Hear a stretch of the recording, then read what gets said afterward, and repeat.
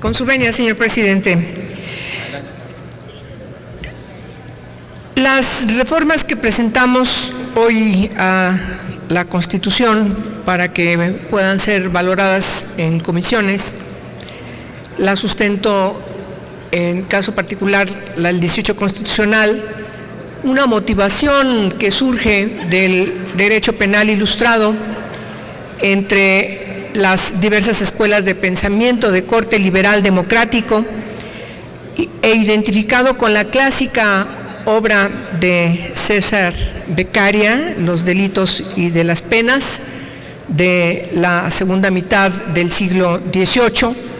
El derecho penal mínimo asume la existencia y legitimación del derecho penal, incluyendo la prisión como su pena paradigmática, pero solo como la última ratio del Estado para disminuir la violencia.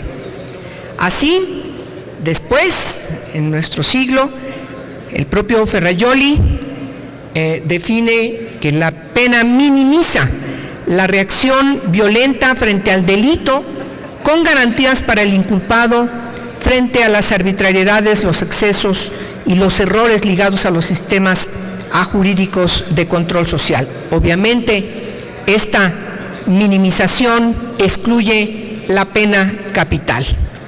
Sin embargo, el derecho penal mínimo no tiene aceptación universal, tampoco ha permeado en numerosos países con perfiles democráticos, como es el caso de Estados Unidos. Asimismo, existen corrientes de pensamiento contemporáneo detractoras de esta visión minimalista, como es el caso de la doctrina del derecho penal del enemigo, propagada desde Alemania por Günther Jacobs, para quien el estatus de persona se gana o se pierde. La prisión preventiva es una institución jurídica del orden procesal que implica la detención de una persona durante el tiempo en que se encuentra sujeta a proceso penal. Según nos lo indica Zaffaroni, se llama prisión preventiva a la privación de la libertad que sufre quien aún no ha sido condenado, es decir, quien aún está procesado porque aún no ha habido sentencia, la que bien puede ser condenatoria, pero también puede ser absolutoria. En este contexto, la prisión preventiva parece una figura anómala en un sistema en donde existe la presunción de inocencia.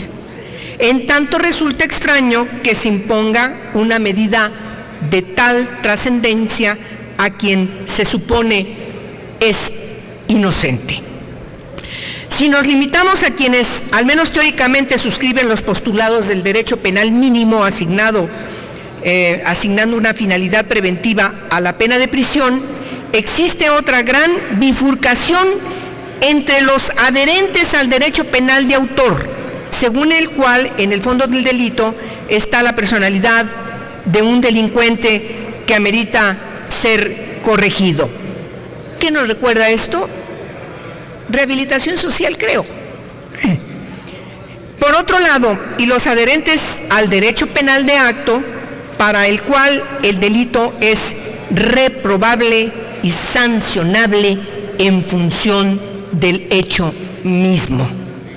En la tradición constitucional mexicana había predominado el derecho penal de autor.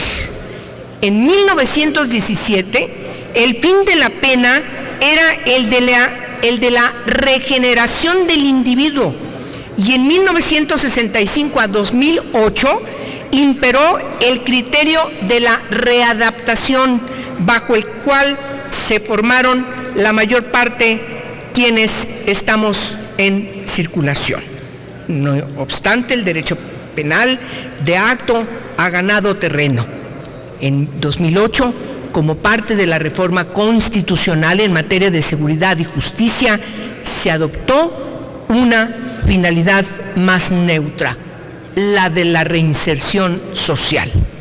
Si bien el lenguaje constitucional no se secularizó completamente, conserva enunciados que recuerdan el propósito de la enmienda del catecismo: la sujeción expresa del régimen de ejecución penal a los derechos humanos conduce al derecho penal de acto, con importantes implicaciones respecto de la manera de imponer la pena en prisión. En 2011, conviene recordar, la Suprema Corte argumentó así el cambio. Conviene leerlo explícitamente.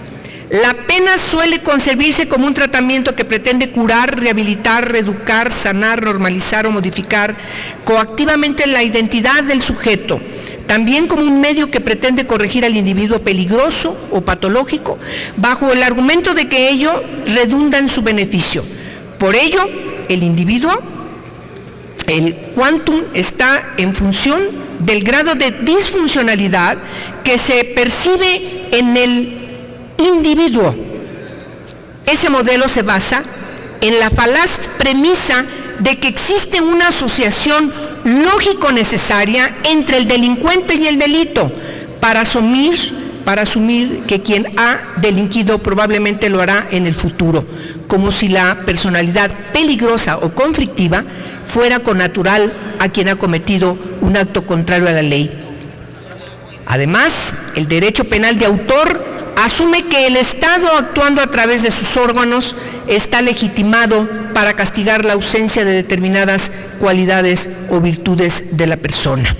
En cambio, el derecho penal del acto no justifica la imposición de la pena en una idea rehabilitadora, ni busca el arrepentimiento del infractor. Lo asume como un sujeto de derechos y en esa medida presupone que debe hacerse responsable de sus actos. Hoy, en ese sentido, va la iniciativa que ponemos a su consideración: quitar los dobles lenguajes de nuestra Constitución y asumir con toda congruencia el cambio de sistema jurídico penal en nuestro país, inscrito desde el 2008 en la reforma penal que inscribimos y que todavía estamos en proceso a que entre en vigencia. Quiero finalmente destacar lo que la ministra Olga Sánchez Cordero ha mencionado sobre este tema, porque sostiene que el cambio de readaptación social a reinserción social no es un simple cambio semántico, sino que implica una verdadera transformación del derecho penitenciario, entendiendo a la reinserción como un principio rector de este. En ese sentido, la reforma que proponemos al artículo 18, pero también se acompaña con la modificación al artículo 19 y, por supuesto, también la reforma al artículo 21, que tiene que ver con la modificación para que la imposición de las penas, su modificación, duración y control de su ejecución son propias y exclusivas de la autoridad judicial.